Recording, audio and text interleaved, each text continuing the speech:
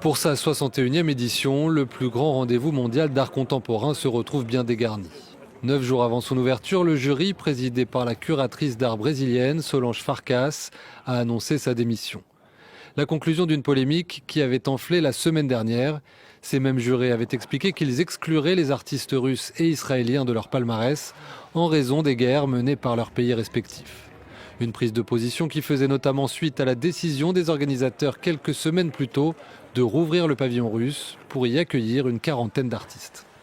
C'est cohérent avec l'esprit fondateur de la Biennale, basé sur l'ouverture, le dialogue et le refus de toute forme de fermeture ou de censure. La Biennale entend être et doit rester un lieu de trêve au nom de l'art, de la culture et de la liberté artistique.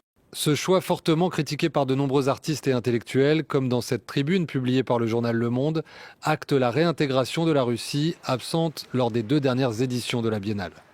La guerre en Ukraine, mais aussi à Gaza, la situation internationale s'est déjà invitée lors des précédents rendez-vous. En 2024, des manifestations pro-palestiniennes ont eu lieu devant le pavillon israélien. Et l'été dernier, à l'occasion d'un autre rendez-vous culturel majeur dans la cité des Doges, la Mostra, célèbre festival de cinéma, de nombreuses personnalités ont tenu à apporter leur soutien aux Gazaouis.